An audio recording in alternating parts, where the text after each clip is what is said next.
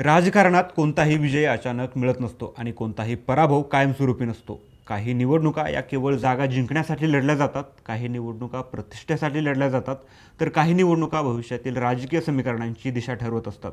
सोलापूर स्थानिक स्वराज्य संस्था मतदारसंघाची नुकतीच पार पडलेली विधान परिषद निवडणूक ही अशाच निवडणुकांपैकी एक ठरली आहे. एका बाजूला होता विधानसभा निवडणुकीत पराभूत झालेला नेता, दुसऱ्या बाजूला होती विरोधकांची प्रतिष्ठा, एका बाजूला होते महायुतीचे संख्याबळ, तर दुसऱ्या बाजूला होता राजकीय चमत्कार घडवण्याचा प्रयत्न. आणि जेव्हा निकाल जाहीर झाला तेव्हा फक्त एक उमेदवार विजयी झाला नाही, तर बार्शीच्या राजकारणात इतिहासाचं एक नवीन पान लिहिलं गेलं. कारण आता बार्शीकडं एक नाही तर दोन दोन आमदार आहेत.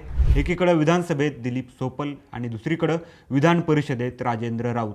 पण या यशामागची नेमकी गोष्ट काय आहे आणि चौथ्यांदा बार्शीला दोन आमदार मिळाले आहेत, सर्व घडामोडी सविस्तर जाणून घेऊयात.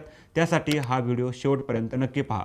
नमस्कार, मी संतोष, तुम्ही पाहताय थोडक्यात. राजकारणात पराभव हा कधीच कोणत्या नेत्याचा शेवट नसतो, तो नव्या कमबॅकसाठीही महत्त्वाचा असू शकतो. बार्शीच्या राजकारणात गेल्या काही दिवसात घडलेली घटना ही केवळ एका विधान परिषद निवडणुकीचा निकाल नाही, हा एका नेत्याच्या पुनरागमनाचा, एका शहराच्या राजकीय ताकदीचा आणि एका संपूर्ण तालुक्याच्या वाढत्या प्रभावाचा इतिहास आहे. विधानसभा निवडणुकीत पराभव स्वीकारावा लागलेले राजेंद्र राऊत काही महिन्यांपूर्वीपर्यंत राजकीयदृष्ट्या अडचणीत असल्याचं चित्र निर्माण झालं होतं. विरोधकांनी त्यांची राजकीय कारकीर्द संपल्याची चर्चा सुरू केली होती. पण राजकारणात वेळ बदलायला फार वेळ लागत नाही. भारतीय जनता पक्षानं त्यांच्यावर विश्वास दाखवला आणि सोलापूर स्थानिक स्वराज्य संस्था मतदारसंघातून विधान परिषदेची उमेदवारी दिली. आणि इथूनच सुरू झाली नव्या लढाईची गोष्ट. ही निवडणूक केवळ राजेंद्र राऊत विरुद्ध वसंतराव देशमुख नव्हती. ही निवडणूक महायुती विरुद्ध महाविकास आघाडी, भाजप विरुद्ध शरद पवार गट आणि त्याहून महत्त्वाचं म्हणजे सोलापूर जिल्ह्यातील बदलत्या राजकीय समीकरणांची परीक्षा होती.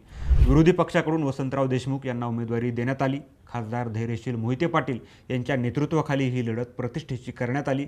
संख्याबळ कमी असतानाही निवडणूक रंगवण्याचा प्रयत्न झाला. प्रचारात मोठमोठे दावेही करण्यात आले. प्रचार जसजसा पुढे सरकत होता तसतशी ही निवडणूक केवळ विधान परिषदेची राहिली नव्हती, ती सोलापूर जिल्ह्यात कोणाचा प्रभाव जास्त आहे याची टेस्ट बनली होती. महायुतीच्या नेत्यांसाठी ही निवडणूक आपली पकड कायम असल्याचं सिद्ध करण्याची संधी होती, तर विरोधकांसाठी हा सत्ताधाऱ्यांना धक्का देण्याचा प्रयत्न होता. पण निवडणुकीचा निकाल आला आणि आकडे बोलू लागले. एकूण 615 मतदार असलेल्या या निवडणुकीत राजेंद्र राऊत यांनी तब्बल 483 मतं मिळवत वसंतराव देशमुख यांना 365 मतांनी म्हणजेच मोठ्या फरकानं पराभूत केलं. देशमुख यांना फक्त 118 मतं मिळाली, तर काही मतं अवैध ठरली. ही केवळ विजयाची नोंद नव्हती, हा एक स्पष्ट राजकीय संदेश होता. सोलापूर जिल्ह्यात महायुतीची ताकद अजूनही मजबूत असल्याचा संदेश या निकालातून गेला. विरोधकांनी उभं केलेलं आव्हान मोठं असलं तरी संख्याबळ आणि संघटन शक्तीपुढं ते टिकू शकलं नाही. विशेष म्हणजे ही निवडणूक सुरुवातीपासूनच चर्चेत होती. काँग्रेसचे उमेदवार आदित्य फत्तेपूरकर यांचा अर्ज बाद झाल्यानंतर विरोधकांची सर्व ताकद वसंतराव देशमुख यांच्या मागं उभी राहिली होती. त्यामुळे ही निवडणूक सरळ दोन गटांतील प्रतिष्ठेची लढत बनली होती. निकाल लागल्यानंतर राजेंद्र राऊत यांनी आपल्या शैलीत विरोधकांना टोला लागवला. एवढी खुमखुमी होती तर, अशा शब्दांत त्यांनी नाव न घेता विरोधी गटावर निशाणा साधला. या वक्तव्याची राज्यभर चर्चा झाली. पण या विजयाचा सर्वात मोठा परिणाम कुठे झाला? तो झाला बार्शीमध्ये. कारण राजेंद्र राऊत यांच्या विजयामुळं बार्शीला पुन्हा एकदा एकाच वेळी दोन आमदार मिळाले आहेत. आज बार्शीच्या नावावर विधानसभेत दिलीप सोपल आणि विधान परिषदेत राजेंद्र राऊत अशी दुहेरी ताकद उभी राहिली आहे. आणि इथंच सुरू होतो इतिहासाचा प्रवास. आजच्या पिढीतील अनेकांना कदाचित माहिती नसेल, पण बार्शीचा विधान परिषदेशी संबंध आजचा नाही. बार्शी तालुक्यातून विधान परिषदेत पोहोचणारे पहिले नेते होते डॉक्टर माणिक पद्माळे मंगुळकर. भातंबरे गावातून आलेल्या या नेत्यानं काँग्रेसच्या तिकिटावर 1966 आणि 1972 सोलापूर स्थानिक स्वराज्य संस्था मतदारसंघातून विधान परिषद गाठली. 1966 त्यांची बिनविरोध निवड झाली होती, तर 1972 तब्बल 86% मतं मिळवत त्यांनी विजय मिळवला होता. त्या काळात बार्शीचं नाव राज्याच्या राजकारणात पोहोचवण्याचं काम मंगुळकरांनी केलं. यानंतर 1978 प्रभाताई झाडबुके यांची विधान परिषदेत निवड झाली. त्यांनी 1978 ते 1984 या काळात सदस्य म्हणून काम करत बार्शीचं प्रतिनिधित्व केलं. त्यानंतर निर्मलाताई ठोकळ यांची राज्यपाल नियुक्त सदस्य म्हणून विधान परिषदेत निवड झाली. त्यांनी बार्शीच्या नावाला राज्याच्या राजकारणात वेगळी ओळख मिळवून दिली. म्हणजेच बार्शीच्या मातीतून विधान परिषदेत पोहोचणाऱ्या नेत्यांची परंपरा नवीन नाही.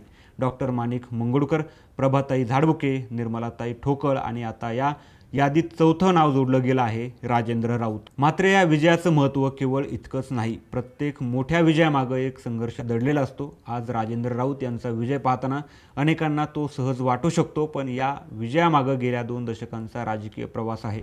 राजेंद्र राऊत हे बार्शीच्या राजकारणात अचानक आलेलं नाव नाही. बार्शीच्या राजकारणात एक काळ असा होता की दिलीप सोपल आणि राजेंद्र राऊत यांच्यातील संघर्ष म्हणजे संपूर्ण तालुक्याच्या राजकारणाचा केंद्रबिंदू बनला होता. अनेक निवडणुका, अनेक राजकीय चढउतार आणि पक्षीय समीकरणं या 2 नावांभोवती फिरत राहिली. बार्शीच्या राजकारणात जर एखाद्या लढतीनं सर्वाधिक उत्सुकता निर्माण केली असेल तर ती म्हणजे सोपल विरुद्ध राऊत. एक काळ असा होता की बार्शीत कोणाचा झेंडा फडकेल हे सांगणं कठीण होतं. कधी सोपल वरचढ ठरले, कधी राऊत, पण या दोन्ही नेत्यांनी बार्शीला राज्याच्या राजकारणात कायम चर्चेत ठेवलं. आणि म्हणूनच 2024च्या विधानसभा निवडणुकीत जेव्हा राजेंद्र राऊत यांना पराभवाचा सामना करावा लागला तेव्हा अनेकांनी त्यांचं राजकीय अस्तित्व संपल्याच्या चर्चा सुरू केल्या. जसं मी व्हिडिओच्या सुरुवातीला म्हटलं होतं, राजकारणात कोणताही विजय अचानक मिळत नाही आणि कोणताही पराभव कायमस्वरूपी नसतो. राजेंद्र राऊत यांच्या बाबतीतही हेच घडलंय. विधानसभा निवडणुकीतील पराभवानंतर ते शांत बसले नाहीत. त्यांनी आपलं संघटन जिवंत ठेवलं, कार्यकर्त्यांशी संपर्क कायम ठेवला, स्थानिक स्वराज्य संस्थांमधील नेटवर्क अधिक मजबूत केलं आणि याचाच परिणाम विधान परिषद निवडणुकीत दिसून आला. खरं तर स्थानिक स्वराज्य संस्था मतदारसंघाची निवडणूक ही सामान्य निवडणूक नसते. इतर निवडणुकांप्रमाणे या निवडणुकीत केवळ लोकप्रियता चालत नाही, इथं चालतं संघटन, नेटवर्क आणि संपर्क. आणि याच ठिकाणी महायुतीनं आपली ताकद दाखवून दिली. मात्र या विजयामुळं केवळ भाजपचा आत्मविश्वास वाढलेला नाही, तर बार्शीच्या राजकारणालाही नवं महत्त्व प्राप्त झालं आहे. कारण आता राज्याच्या 2 सभागृहांमध्ये बार्शीचा आवाज ऐकू जाणार आहे. एकीकडं विधानसभेत दिलीप सोपल, दुसरीकडं विधान परिषदेत राजेंद्र राऊत. आणि इथंच एक महत्त्वाचा प्रश्न निर्माण होतो. हे दोघे राजकीय प्रतिस्पर्धी आता बार्शीच्या विकासासाठी एकत्र काम करतील का? कारण राजकारणात विरोध असू शकतो, मतभेद असू शकतात, पण विकासाला पक्ष नसतो. आज बार्शीसमोर अनेक प्रश्न आहेत. पाणी टंचाई, शेतीचे प्रश्न, तरुणांसाठी रोजगार, औद्योगिक गुंतवणूक, रस्ते, शिक्षण, आरोग्य सुविधा या सर्व विषयांसाठी आता बार्शीकडे 2 वेगवेगळ्या सभागृहांमधील प्रतिनिधित्व आहे. राज्याच्या राजकारणात अनेक तालुके असे आहेत ज्यांना एक आमदार मिळवण्यासाठी संघर्ष करावा लागतो, पण बार्शीला आज 2 आमदारांचा आवाज मिळाला आहे. आणि म्हणूनच अनेक ज्येष्ठ नागरिक सांगतात की हा केवळ राजकीय विजय नाही, तर बार्शीच्या वाढत्या प्रभावाचा पुरावा आहे. आणि म्हणूनच हा विजय केवळ एका व्यक्तीचा नसून हा विजय एका राजकीय परंपरेचा आहे, एका तालुक्याच्या राजकीय वजनाचा आहे आणि कदाचित भविष्यातील मोठ्या राजकीय समीकरणांची सुरुवातही असू शकतो.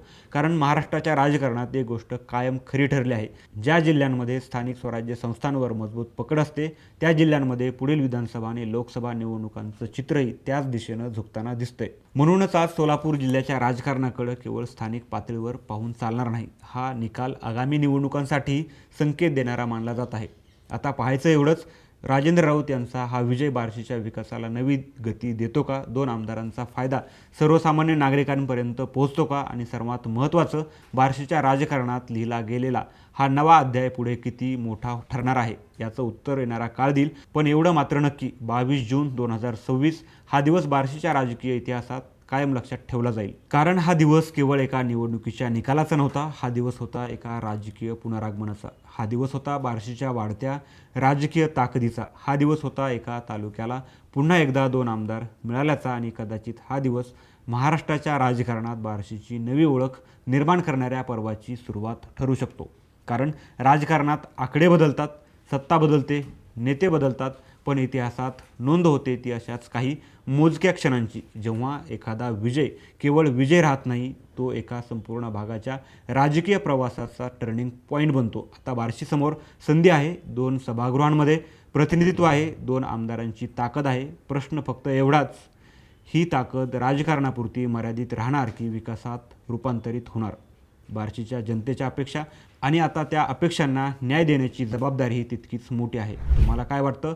राजेंद्र राऊत यांच्या विजयामुळं बार्शीच्या राजकारणात नवं पर्व सुरू झालं आहे का? आणि 2 आमदारांचा फायदा बार्शीच्या विकासाला होईल का? तुमचं मत आम्हाला कमेंटमध्ये नक्की सांगा आणि अशाच राजकीय घडामोडींसाठी थोडक्यातला फॉलो करा.